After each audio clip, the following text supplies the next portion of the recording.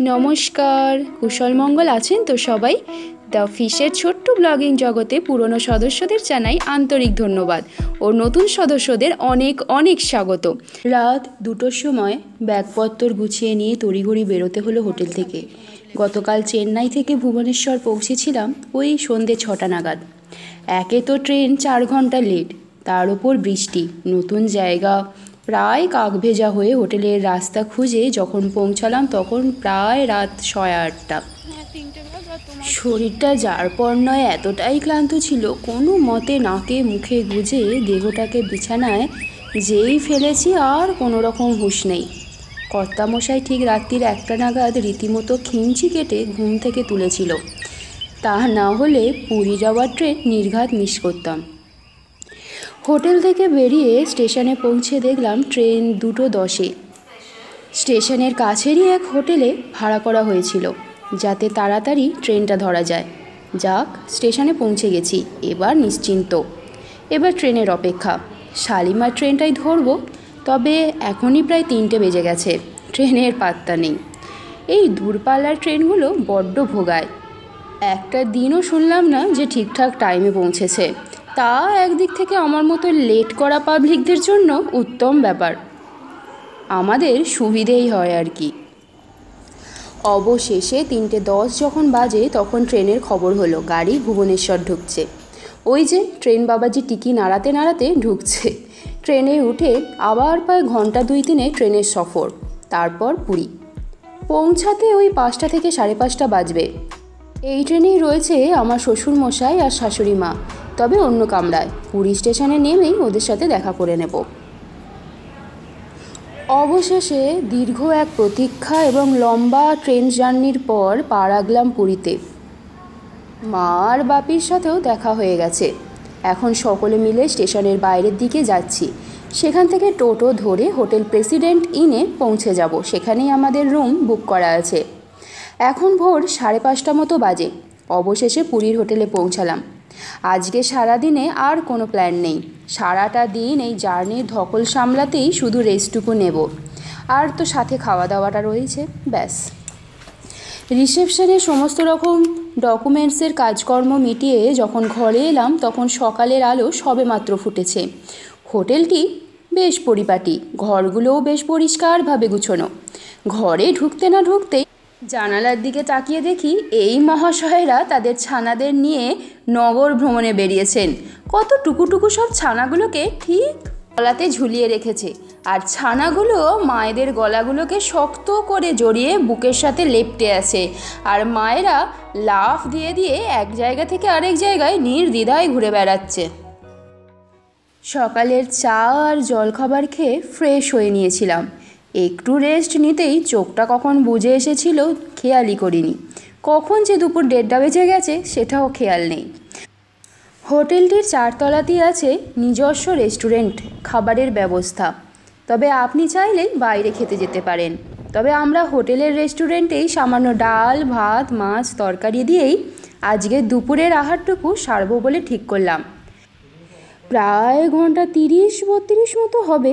লম্বা এক ট্রেন সফরের ধকল আর ওই ট্রেনের খাওয়া দাওয়ার পর যখন এমন গরম ধোঁয়া ওঠা ভাত চোখের সামনে দেখতে পাই আর সাথে ডালের গন্ধটাও নাকে যায়, তখন আর মুখে জল ধরে রাখতে পারলাম না। সাথে অবশ্য কাতলা মাছের ঝালটাও ছিল। রান্নার পদগুলো হয়েছে দুর্দান্ত। না অন্য হোটেলের মতো অত বাড়তি মশলা, না চাকচিক্য, নাকি বাসি খাবার। একদম টাটকা বাড়ির রান্নার স্বাদ। বেশ তৃপ্তি করে খেলাম অনেক দিন পর। খেতে খেতেই ঠিক করা হলো দুপুরটা একটু রেস্ট নিয়ে বিকেল 5টায় যাব পুরীর মন্দিরের ধ্বজা পরিবর্তনের দৃশ্যটি দেখতে। তেতলার এই ঘরটি থেকে পুরীর মন্দিরের চূড়াটি কেমন দেখা যাচ্ছে দেখুন। চূড়ার ধ্বজাটি দেখতে পাচ্ছেন কি? ওই দেখুন। কখন বেরোবে বলবে। খাওয়া দাওয়া সেরে ফেরার সময় দেখলাম পাশেই একটা মাথা খোলা ছোট বারান্দা রয়েছে। সেখান থেকে দূরের সমুদ্রের নীলচে জলটি কেমন চকচক করছে দেখুন। তাতে ভেসে চলেছে একটা নৌকা। যেদিকে তাকাই পুরীর বেশিরভাগ জায়গাটি এখানে হোটেলের বড় বড় বিল্ডিং। বসত বাড়ি এখানে খুব কমই খুঁজে পাওয়া যায়। আর হবে নাই বা কেন, ট্যুরিজমই তো এই গোটা পুরীর আয়ের একটা বড় উৎস। বিকেল 4টে, সকলে মিলে তৈরি হয়ে গেছি। এবার মন্দিরের উদ্দেশ্যে বেরোবো। একটা টোটো করে নেব এখান থেকে, তারপরে মন্দিরে যাব। মিনিট 10-15 পর পৌঁছে গেলাম মন্দির চত্বরে। আমি নিজের চোখকে সত্যি বিশ্বাস করতে পারছি না। ছোটোবেলা থেকে যে পুরীর মন্দিরের রহস্যের কাহিনী থেকে আরম্ভ করে তার যে জগন্নাথের এত মহিমা আমি শুনে এসেছি, আজ আমি তার সর্বসমক্ষে দাঁড়িয়ে আমি যেন বিশ্বাসই করতে পারছি না যে আমি দাঁড়িয়ে আছি একটা 1000 বছর পুরনো এক মন্দিরের সামনে, যার সাথে জড়িয়ে রয়েছে কত পৌরাণিক কাহিনী। কত দিন ধরে স্বপ্ন দেখেছি এখানে আসার, কিন্তু সত্যিই হয়তো জগন্নাথের কৃপা ছাড়া তার ধামে আসা যায় না। আমরা হাঁটতে হাঁটতে মন্দিরের প্রধান ফটকের সামনে দাঁড়িয়ে আছি।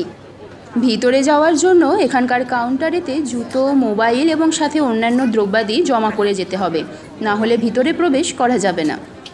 এছাড়াও মন্দিরের প্রধান দরজার সামনে লেখা আছে বড় বড় করে, ভারতীয়রা ছাড়া অন্য কোনো বিদেশিদের প্রবেশাধিকার নেই। তার পিছনেও রয়েছে একটা ঘটনা, সেটা না হয় পরে বলবো। চলুন আগে গিয়ে যার জন্য এসেছি এতটা দূরে সেই জগন্নাথের দর্শন করে আসি। যে জগন্নাথ দেবের এত কথা, এত দয়া কৃপা শুনেছি, তাকে দর্শন করতে পারবো ভেবেই মনটা যেন বিভোর হয়ে উঠল। জানি না আর কোনোদিনও দর্শন হবে কি না, তাই এখনই প্রাণ ভরে ওই মিষ্টি মুখখানির দর্শন করে নেব। দর্শন সেরে বিভোর মনে বাইরে বেরিয়ে দেখি তখন সন্ধে হয়ে গেছে। মন্দিরটি নানা রকম আলোকসজ্জায় সেজে উঠেছে চারিদিকটা। কি অপূর্ব সুন্দর সেই দৃশ্য, যেন এক মায়াময় পরিবেশ তৈরি হয়েছে। গাঢ় নীলচে রঙের আকাশ, তাতে সাদা ধবধবে মন্দিরের চূড়ো, আর তাতে উঠছে জগন্নাথের ধ্বজা। দেখে যেন মনটা চঞ্চল হয়ে উঠল। 2-1 পশলা বৃষ্টিও শুরু হলো। আকাশটা এত ভালো লাগছে, আবার ওই মন্দিরটা চূড়াটাতে আলো দিয়েছে।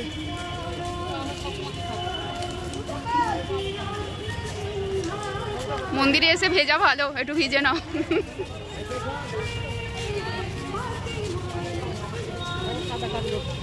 হ্যাঁ, এইটা তো নর্মাল, ওই লালটা ছিল ওটা পাওয়া যায় না ঝট করে। ছেড়ে যেতে মন না চাইলেও হোটেলের পথে পা বাড়ালাম। মন্দিরের বাইরে থেকেই টোটো নিয়ে যথারীতি হোটেলে পৌঁছালাম। তখন প্রায় সন্ধ্যে 7টা। ঠিক হলো হাতে এখনও অনেকটা সময় আছে, তাই ঠিক করা হলো সমুদ্রের ধারে গিয়ে একটু চা, আড্ডা এসব চলবে। তাই হোটেলে না ঢুকে হেঁটেই চলে এলাম সামনের সমুদ্র বীচটিতে।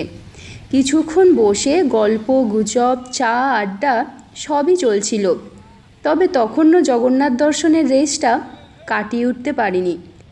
সেই মায়ামাখা মুখটি বারবার ভেসে উঠছিল। আরও কিছুক্ষণ বসে হোটেলে ফিরে যাব। সকাল 7টা নাগাদ কাল স্নান করে যাব মন্দিরে পুজো দিতে। তারপর ফিরে এই পুরীরই স্থানীয় স্থানগুলো ঘুরে দেখব একটু। আজ তাহলে এই পর্যন্তই, দেখা হচ্ছে পরের ব্লগে। আরও অনেক নতুন নতুন অভিজ্ঞতা শেয়ার করতে চলেছি আপনাদের সাথে আমার নেক্সট ব্লগে। আজকের এই অভিজ্ঞতা যদি আপনাদের ভালো লেগে থাকে তাহলে একটা লাইক শেয়ার অবশ্যই করে দেবেন। আপনারা ভালো থাকবেন, সুস্থ থাকবেন, সবাইকে ভালো রাখবেন, সর্বোপরি নিজে ভালো থাকবেন। এখানেই আমার ব্লগটি শেষ করলাম।